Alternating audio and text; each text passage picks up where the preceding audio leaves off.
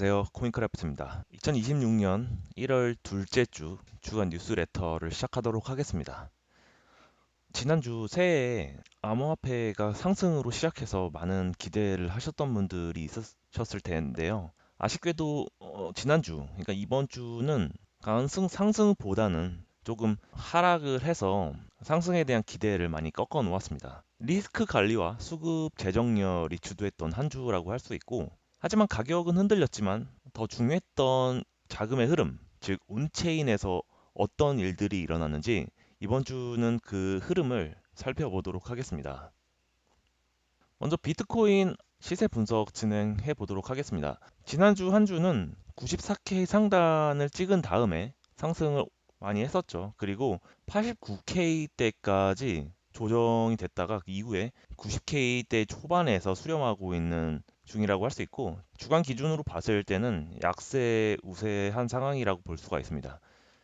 중단기 지지 저항 구간 살펴보면 지지선으로 봤을 땐 89K대에서 지지를 하고 있고, 그 위에서 90.3K 그리고 90.6K대에서 지지선을 보여주고 있습니다. 그리고 저항선으로는 91.3K에서 91.6K는 1월 7일과 1월 8일에 종가와 고점대가 겹치는 되돌림의 첫 관문이라고 하고요. 그리고 그 다음으로 92K 부근대에서는 심리적과 박스 상단으로 자주 인식되는 구간으로 두 번째 저항으로 분석이 되고 있습니다. 그 이후로는 93.7K에서 94.8K, 1월 5일에서 1월 6일 사이에 생겼던 매물대가 강하게 드러나고 있는 것으로 마지막 저항 구간으로 분석이 되고 있습니다.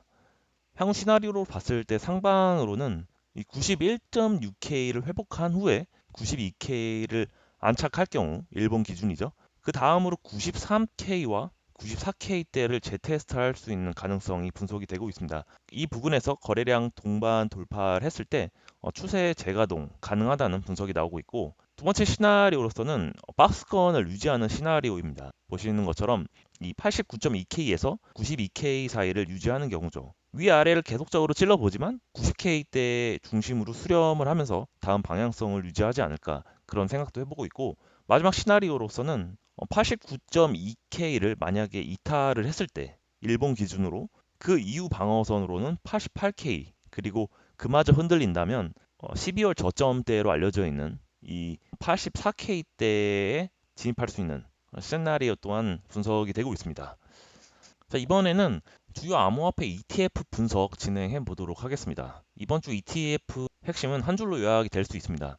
비트코인과 이더리움은 지난주에 순유입으로 돌아서는 그런 기대가 있었지만 연속으로 유출이 이루어지면서 온도가 내려갔고, XRP 같은 경우는 작지만 아직은 유입이 살아있다고 분석이 될 수 있겠습니다. 우선 비트코인과 같은 경우는 지난주는 계속 연속으로 순유출로 보여지고 있죠. 그리고 최신 1일 순유입으로는 249 밀리언 달러가 순유출이 됐고, 순자산 규모로는 116.86 빌리언 달러, 그리고 차트상으로 봤을 때 12월 말에서 1월 초 구간에 이 초록색 불이 켜지면서 연속 유입이 돼서 많은 기대를 했었는데, 그 이후로는 계속 연속 순유출로 이루어졌어요. 근데 워낙 비트코인과 같은 경우는 총 자산 규모가 워낙 크기 때문에 이 정도 유출은 아직은 패닉이라기보다는 리스크 관리나 차익 실현의 성격이 강해 보이고, 비트코인이 본격적으로 상승하기 위해서 이 ETF의 순유입이 연속으로 이루어져야 할 것 같고, 계속적으로 이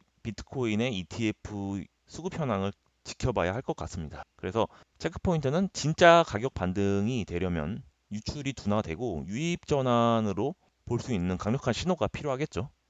그 다음은 이더리움 ETF 살펴보도록 하겠습니다. 이더리움 같은 경우는 최신 1일 순유출로 봤을 때는 93.82 밀리언 달러가 있었고, 총 자산 규모로는 18.7 빌리언 달러로 보여지고 있습니다. 역시 지난주에 순유입으로 돌아섰다가 다시 순유출로 돌아섰고, 같은 유출이긴 하더라도 이 총 자산 규모 대비 유출 비율이 비트코인보다 체감이 크다고 할 수가 있어요. 왜냐하면 이더리움과 같은 경우는 풀 자체가 작기 때문에 이 충격이 더 크게 반영이 되는 거죠. 그래서 본격적으로 이더리움과 같은 경우는 3K를 방어하는 것보다는 이 ETF에서 유입 전환이 언제 되느냐, 이 추세 전환이 핵심 신호가 될 것으로 보고 있습니다. 그래서 다음 주도 계속 지켜보도록 하겠습니다. 마지막 리플과 같은 경우는 드디어 처음으로 이 빨간색 장대 양봉이 나왔어요. 이 하루 순 유출이 있었고 그 외에는 안정적으로 순 유입으로 계속 이어지고 있는 모습이죠. 계속적으로 유입 흐름이 지속되고 있다라는 것은 긍정적이라고 할 수 있고, 물론 리플과 같은 경우도 풀 규모가 작기 때문에 단기 이벤트성의 이런 유출이 굉장히 커 보이겠지만 계속적으로 유입이 유지가 되고 있는 거죠. 리플과 같은 경우도 계속적으로 유입이 지속이 될 것인지, 아니면 이런 것처럼 특정일 기준으로 대형 유출이 되는지, 이때 아마 리플과 같은 경우가 많은 하락을 했었거든요. 그래서 이런 것들이 실제 리플의 가격에 영향을 많이 주고 있는 것이라고 분석이 되고 있습니다. 그 다음으로는 스테이블 코인 온체인 지표 분석 진행해 보도록 할게요. 첫 번째로 스테이블 코인이 시장에 얼마나 발행이 되고 유출이 되는지, 얼마만큼 시장에 새로운 스테이블 코인이 발행이 되는지를 보여주는 지표라고 할 수 있죠. 연말 구간에 계속 소각이 되다가 처음으로 유입으로 방향을 틀었어요. 크게 의미 있는 것은 아니지만 의미를 두자면, 유동성 엔진 자체가 아직은 꺼진 것이 아니라 계속적으로 스테이블 코인은 많은 양이 시장에 들어와 있고 계속 들어오고 있다라고 이야기할 수도 있겠죠. 하지만 대규모 발행이 폭발하는 국면은 아니기 때문에 시장 톤으로 봤을 때 강세장이 재가속된다기보다는 현재 암호화폐 시세가 바닥 다지기에 가깝다라고 이야기할 수 있는 증거가 되겠죠. 그리고 이 CCTP, 이 서클에서 운영하는 이더리움 브릿지로 얼마나 많은 양의 순유입이 이루어지고 있느냐 하는 지표입니다. 이번 주 역시 이더리움 네트워크로 순유입이 계속 진행이 되고 있고, 물론 강도 자체는 이전에 대비해선 둔화는 됐지만 여전히 이더리움 네트워크 안에서 실제 자금이 쓰이는 과정이 많이 있고, 안전한 체인으로 들어와서 스테이킹이나 디파이와 같은 여러 수익성이 있는 그런 활동을 많이 하고 있는 것이라고 볼 수가 있죠. 현재 중앙화 거래소의 유출이 계속 늘고 있고, 또 이더리움 네트워크로는 순유입이 진행되고 있는 걸로 봤을 때는 여전히 이더리움 네트워크는 가격은 하락하고 있지만 이더리움의 펀더멘탈은 살아있다, 이렇게 요약을 할 수가 있겠죠. 그리고 마지막으로 가장 중요한 스테이블 코인의 중앙화 거래소 순유입. 그래서 이번 주도 약간의 순유입이 있었어요. 제가 지난주에 말씀드렸던 것처럼 중앙화 거래소는 모두 그렇진 않지만 순유출이 오히려 더 시장에는 긍정적인 신호라고 말씀을 드렸어요. 그만큼 시장의 매도 압력이 계속 줄어드는 것이기 때문에 순유출이 좋고, 순유입이 오히려 뭔가 매도를 하거나 수합을 하거나 뭔가 새로운 활동을 하려고 하는 것이기 때문에 순유출이 더 좋다고 말씀드렸는데, 지난주나 이번 주나 크게 의미가 있는 지표는 아니에요. 중앙거래소에서 많은 양의 거래가 이루어지고 있지 않다라는 것은 여전히 이 패닉 이탈이 없이 이 대기 모드로 진행을 하고 있다라는 거죠. 아직 시장 자체가 확신적으로 매수를 하고 매도를 하는 것이 아니라 그냥 선별적으로 대응하고 있는 수준에 머물러 있다고 말씀을 드릴 수가 있겠습니다.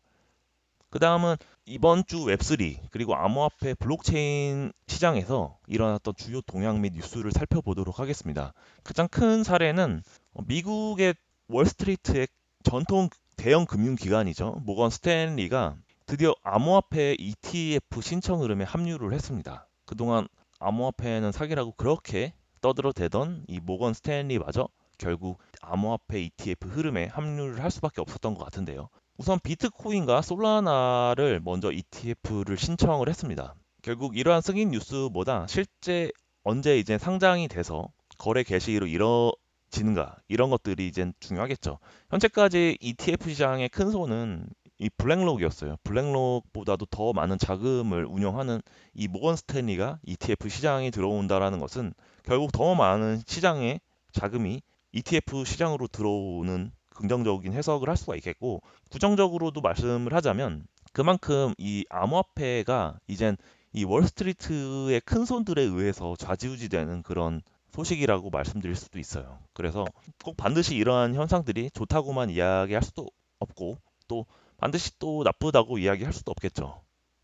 그리고 두 번째는 이 솔라나에 관련된 소식인데요. 이 솔라나에서 아시는 분들은 아시겠지만 이 모바일 폰을 출시를 했었죠. 지금 1기로는 이 사가라는 폰이 실험적으로 출시가 됐었고, 그때는 약간 실험적으로 이루어졌었기 때문에 많은 인기도 없었고, 그냥 좀 신기하다는 반응이었었는데 이번 2단계로 시커라고 하는 지금 화면에 보이고 있는 폰이죠. 이 시커라고 하는 모바일 폰이 나왔었는데 이 시커를 기반으로 한 이 토큰이 발행이 된다고 해요.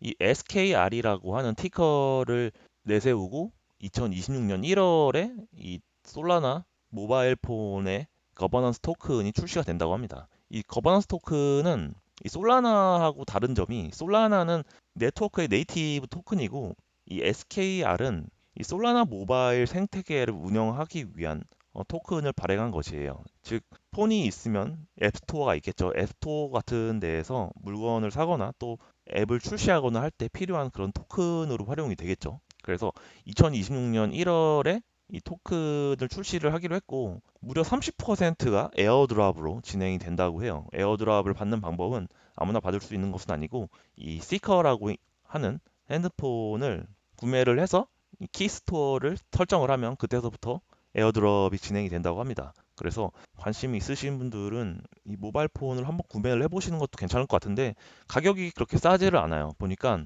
대략적으로 500달러를 하더라고요. 500달러면 한화로 약 한 74만 원 정도 하는 거기 때문에 꽤 적지 않은 돈이죠. 이렇게 솔라나가 이 모바일을 출시하면서 이 모바일 생태계까지 이 장악을 하려고 하는 모습인데 앞으로 어떻게 될지 저도 참 궁금하네요.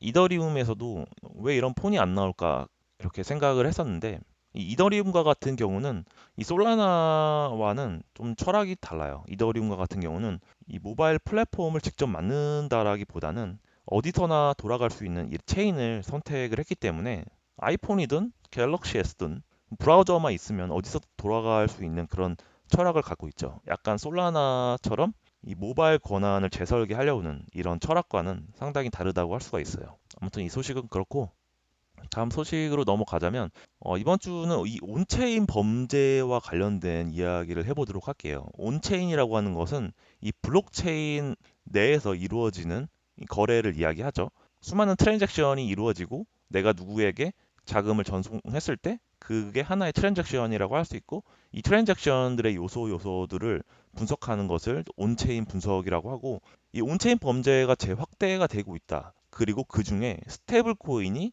이 범죄의 진상지다라는 이야기죠. 주요 분석 리포트를 봤을 때는 보시는 것처럼 2024년도까지는 약간 자범들 수준이었다가 2025년이 되면서 이 국가 단위의 범죄가 늘어나고 있다라는 거예요. 그리고 최근 들어서 이 피싱이나 이 로맨스 스캠과 같은 범죄가 대부분 다 테더와 같은 스테이블 코인으로 이루어지고 있다고 해요. 근데 주목할 만한 변화는 2024년도까지만 했어도 이 범죄 종류가 그런 사기나 범죄 같은 것에서 드러나고 있었다면 2025년 들어서는 이 범죄가 약간 조세 회피나 이 국가 단위의 이 범죄로 이어지고 있다라는 거예요. 그리고 2000년도 초반만 했어도 비트코인이나 이더리움 중심으로 범죄가 많이 일어났지만 지금 2020년도를 들어와서는 거의 압도적으로 스테이블 코인이 범죄에 이용이 되고 있어요. 그만큼 비트코인과 이더리움과 같은 경우는 사실 범죄에 이용하기가 쉽지가 않죠. 보내는 것도 시간이 느리고 이것저것 제약이 있기 때문에 어려운데 그만큼 스테이블 코인이 달러의 1대1로 매칭이 되기도 하고 변동성 리스크 없고 대규모 자금을 이동할 때 굉장히 유용하기 때문에 어디서든 사용할 수 있는 장점을 통해서 범죄에 엄청나게 이용이 되고 있어요. 그래서 결과적으로 봤을 때 2025년 온체인 범죄의 본질은 스테이블 코인을 활용해서 국가 단위의 자금이 이동하고 있다. 이렇게 말씀을 드릴 수가 있고 제가 왜 이야기를 드리냐면 앞으로 온체인 분석을 하는 것은 단순히 범죄를 분석하는 것이 아니라 국가의 자본 흐름이나 이 범죄 분석을 하는 근거라고 할 수가 있죠. 그리고 온체인 분석은 단순한 범죄 탐지가 아니라 권력과 자금 흐름을 읽는 도구가 되었다. 이렇게 말씀을 드릴 수가 있겠습니다. 그래서 앞으로 가까운 미래에는 이 온체인 데이터 분석가라는 직업군이 굉장히 각광받는 직업이 될 수도 있다. 이런 점을 말씀을 드리기 위해서 이런 기사를 말씀을 드렸습니다. 그래서 이번 주 뉴스레터 모두 마치게 됐고요. 이번 주 시장을 간단하게 요약하면 유동성은 여전히 살아있고 이더리움 쪽으로 들어오는 자금도 계속 유지가 되고 있다. 하지만 ETF는 아직 리스크 관리 모드이기 때문에 계속적으로 큰 상승이 일어나기 위해선 순유입으로 들어올 수 있는 강력한 근거가 필요하다라고 말씀을 드릴 수가 있겠습니다. 지금은 가격보다는 수급과 구조를 보는 게 더 유리한 국면이라고 할 수가 있고, 가격보다는 구조를 이해하는 사람이 다음 국면을 준비할 수 있을 것이라고 말씀을 드리고, 다음 주에는 ETF 유출 계속 둔화가 되는지, 유입 전환 신호가 드러나는지, 그리고 스테이블 코인이 발행이 순발행으로 누적이 되는지, 이러한 점들을 살펴보도록 하겠습니다. 이번 주 한 주도 즐겁게 보내시길 바라겠고요. 저는 다음 주에 더 유익한 소식으로 찾아뵙도록 하겠습니다. 감사합니다.